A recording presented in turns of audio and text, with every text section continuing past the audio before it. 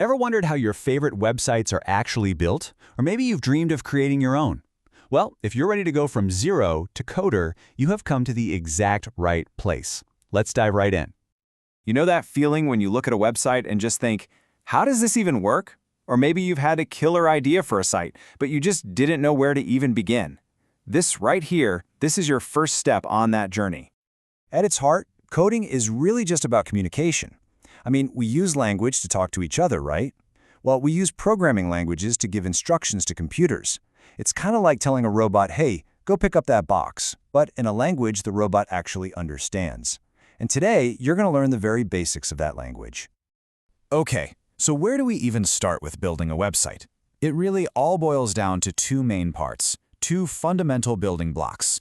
One that gives it structure, and another that, well, that gives it brains. Think about it like this. HTML, that's the skeleton.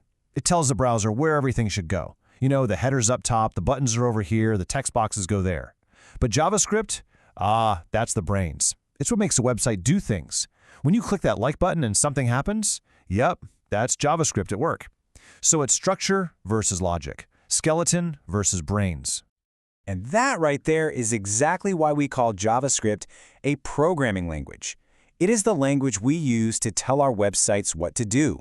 It's all the logic, all the interactivity. It really is the brains of the whole operation. All right, so we get the core concepts now. But you know, every builder needs their tools, right? For us, in programming, our number one tool is something called a code editor. And honestly, that's the perfect way to think about it. Just like you'd use a notebook for your ideas, a code editor is this special program where you write, organize, and manage all your code. It's way more powerful than just a simple text document. Trust me, it's packed with features that help you write code way faster, and importantly, with a lot fewer mistakes. For getting started, we really recommend Visual Studio Code, or VS Code for short. Why? Well, for one, it's totally free. Plus, it's one of the most popular tools in the entire industry, so you're learning on what the pros use. It works for tons of different languages and is built by Microsoft. But the real reason it's great for beginners is that it helps you learn as you go. It's got things like code completion, and it highlights your errors. It really is the perfect place to start. Okay, so you've got your digital notebook all set up. Now it's time to actually write something in it. Let's learn our very first command in JavaScript. This first command is called console.log, and it's super simple but so powerful. Basically, whatever you stick inside those parentheses, it's going to print it out to what's called the developer console. It's the best way to see your code do something like instantly. And you can even try it yourself. In most browsers, you just hit the F12 key to open up that console. Okay, now for our next big concept. As we're coding, we need a way to store information, right? Especially information that might change. For that, we use something called a variable. The best way to picture it is like a labeled box, or maybe a spice jar in your kitchen.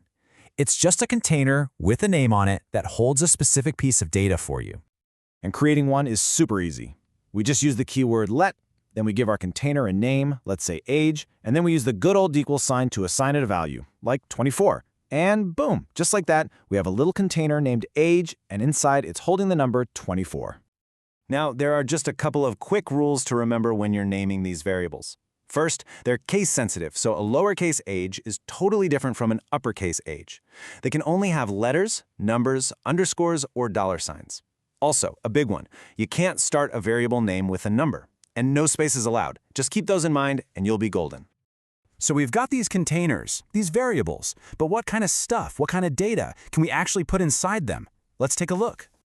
Now, there are a bunch of different data types, but let's focus on the three you're going to use all the time. First up is a string, which is just a fancy word for text, like someone's name. Then you've got a number, which is, well, it's a number. Think of a price for something in an online store. And finally, a Boolean. This one's super simple. It's just true or false. It's perfect for tracking a status, like, is a user logged in, true or false? And here's a really cool thing about JavaScript, something that makes it awesome for beginners. It's what we call dynamically typed. Now, what that means is, unlike some other languages, you don't have to tell JavaScript what kind of data you're putting in a variable ahead of time. It just figures it out on its own. This lets you just focus on your logic without getting bogged down in the nitty-gritty details. So, believe it or not, you've actually just learned the absolute bedrock concepts of programming. I'm serious. Let's just do a quick recap of the path you've just walked. Okay, so here's the bottom line. You now get that websites are built on two things: HTML for the structure and JavaScript for the brains, the logic. You know you need a tool, your code editor, like VS Code. You've learned your very first command, console.log, to make things happen. And maybe most importantly, you now know how to use variables to store and manage information. That is a huge deal. And honestly, you should really be proud of yourself. Taking that first step, just understanding these ideas and writing that first line of code, even if it was just in your head, that is a massive accomplishment, for real. It's often the biggest hurdle for people, and you just cleared it. So look, you've just learned the first few letters of a brand new language. You have the tools, you have the foundational knowledge. The only question left is, what are you going to build next?